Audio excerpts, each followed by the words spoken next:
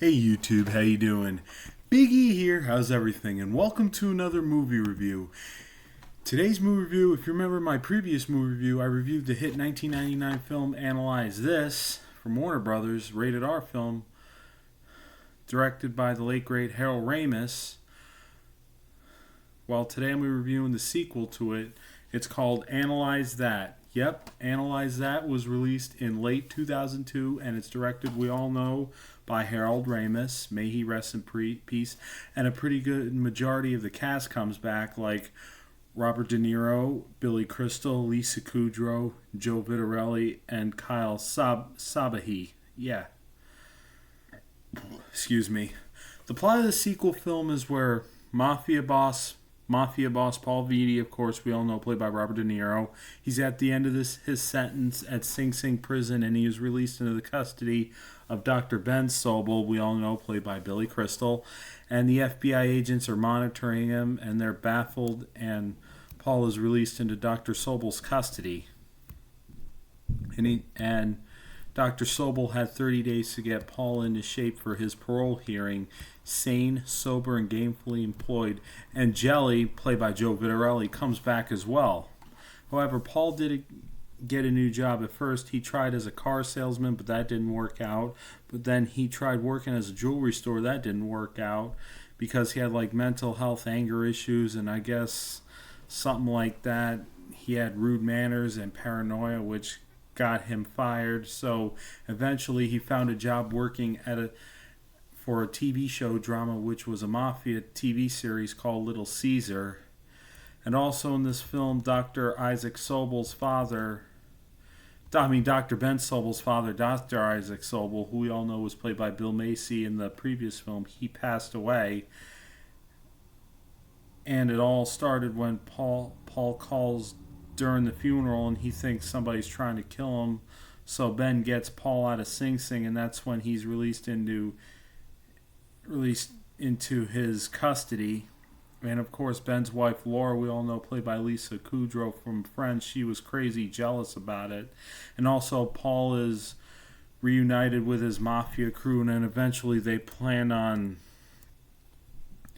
something major, and eventually they found out that it was true that somebody was trying to kill Paul, and it was the Ragazzi family. They owned a plumbing heating company, and they tried to kill Paul, and eventually Paul was planning a big armored car truck heist, and Ben was interfering to talk Paul out of it, but he proceeded, but then he went along with it, and he was forced to, and turns out the Ragazzi thugs and they were just using Paul, and Paul thought they were working for a friend named Patty Lopresti, who was the blonde in that movie, who was played by Cathy Moriarty, who we all know worked with Robert De Niro in the hit 1980 boxing film Raging Bull.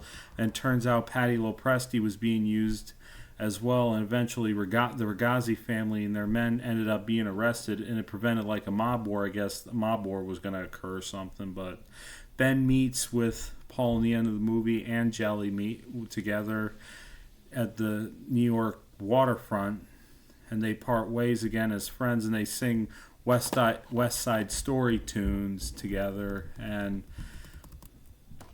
this movie is pretty good, but it ain't as good as the original film. I still think it's a pretty decent sequel, and the actors reprise their roles like I mentioned, and I give this film 4 out of 5 stars because it ain't the same like the previous film, but it's still a decent sequel. I mean, all the actors, they did pretty decent job, did a good job. Robert De Niro, Billy Crystal, Lisa Kudrow, and Cathy Moriarty, and the others, and Joe Viterell did pretty good. And also Joe Viterell, he was in Shallow Hal with Jack Black and Gwyneth Paltrow. He played Rosemary, played by Gwyneth Paltrow's father. Yeah. Also, I recommend Analyze That too. If you've never seen it, I still recommend you see it. I mean, it's okay. It's not bad, but it's decent. It's okay, but yeah. And my favorite scene is when the mobsters were using like Paul and everything, and the scene where they introduced Paul at like a strip club and everything, and Like, and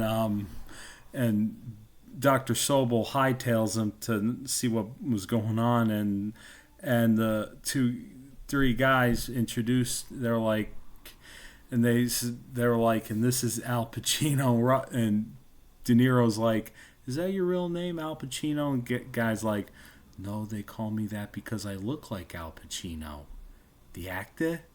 And De Niro's like, anybody ever call you Carol Burnett? And he goes, why? Because you look much more like Carol Burnett than you do Al Pacino. Oh my God, that's so funny. I would have said, or maybe I would have said like Meredith Salinger, or what. As much as I had a crush on that Meredith Salinger, he had from Dream a Little Dream with Corey Feldman, But anyway, let's get back to Analyze That. Analyze That has a 26% on Rotten Tomatoes. I kind of think it deserves maybe a 60 or 75, 80%, whatever. It has a 5.9 out of a 10 on IMDb, and it has a 5.9 out of a 10 on Rotten Tomatoes. And but